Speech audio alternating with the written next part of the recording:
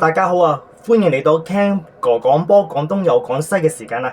今集啦，我係想講咧利物浦咧點解係會提早封王嘅。34輪英超之後咧，利物浦主場以5-1咧大勝熱刺啦，提早封王。我哋可以睇下現時嘅積分表嘅，利物浦82分，但係阿仙奴咧係67分，相距15分。聯賽仲有4輪比賽，所以阿仙奴後上奪冠嘅機會咧，基本上咧係冇咗噶啦。所以咧，利物浦提早封王。好啦，利物浦點解會提早封王咧？我哋咧可以喺幾個層面嗰度分析嘅。首先第一樣嘢就係戰術體系各方面啦。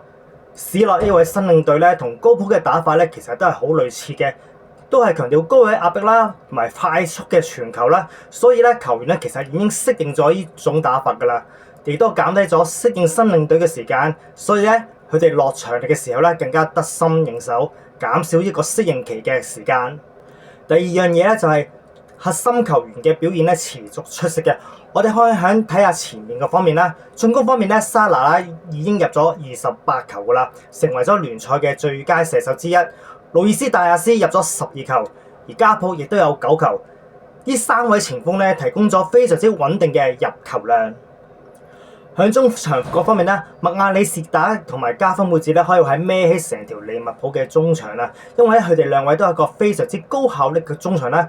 佢哋除咗會識得點樣策動組織之外咧，亦都喺高位壓迫嗰度咧，亦都會搶翻個球權翻嚟啊，為快速反擊咧最同一個機會，為前邊嗰3位球員啦，分別係加拿啦、高普啦同埋路易斯大亞斯咧，提供咗好多嘅機會俾佢哋入波嘅。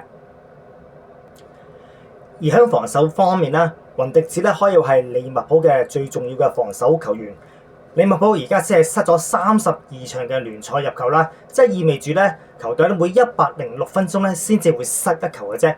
此外咧，雲迪治上場嘅時候咧，佢就每一場咧能夠做到1.03次嘅鏟球啦，同埋1.36次嘅攔截。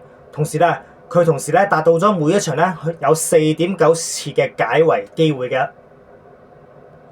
第三樣嘢咧，我哋可以睇下佢對其他對手嘅表現嚟嘅。其他對手咧，主要都係佢哋嘅競爭對手。好，包括佢哋聯賽雙殺曼城啦，主場贏車路士，作客逼和阿仙奴，對曼聯1勝1和，對紐卡素都係1勝1和，對阿士東維拉亦都係1勝1和，對森林咧就差咗啲，就係1和1負。對住呢一堆強隊嚟講咧，都係主要嘅競爭對手咧。利物浦一共攞咗23分，相比於其他前路嘅球隊嚟講咧，強對碰咧，佢哋係攞分最多嘅。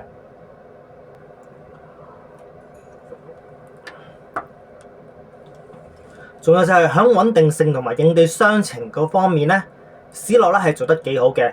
季中嘅時候咧，有幾位主力嘅球員咧，因為傷咗關係咧，無法進行比賽，例如阿諾咁樣啦。史諾咧就用咗幾位年輕球員咧輪流出賽啊，而呢幾位嘅年輕球員咧，亦都打得非常之出色嘅喎。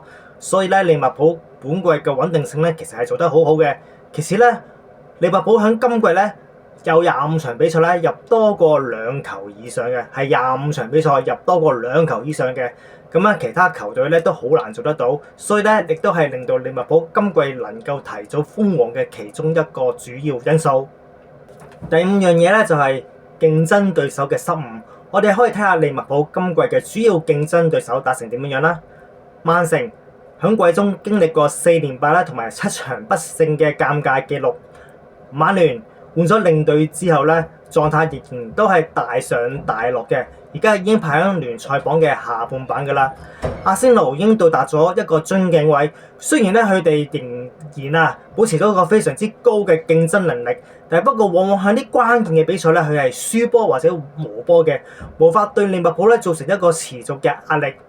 車路士點樣咧？車路士雖然陣容非常之豪華，但係不過咧佢哋陣容非常之不穩啦，表現嘅穩定性亦都不及利物浦咧。比賽嘅時候亦都係時好時壞。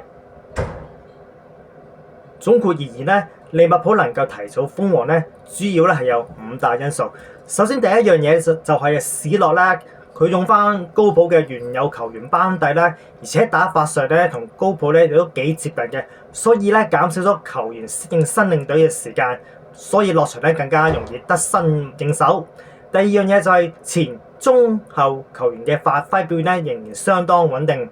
第三樣嘢就係同級對手比較同埋對壘咧，失分咧係最少，攞分最多。同級對手包括係曼城啊、曼聯啊、阿仙奴啊、車路士等等等等。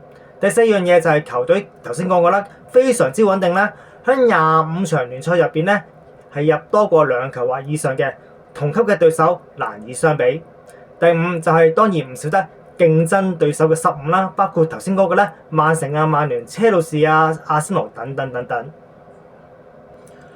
好啦，今集嘅 Ken 哥講波講東又講西嘅時間咧，節目時間差唔多啦。中意我嘅朋友請你哋 like、share 同 subscribe 我嘅頻道啦。仲有我係一位活動同埋宴會嘅司儀嚟㗎。如果你哋想揾我合作嘅話咧，請你哋到以下嘅連結嗰度揾我，或者 WhatsApp 我都可以嘅。好，今集節目時間差唔多，我哋下集再見，拜拜。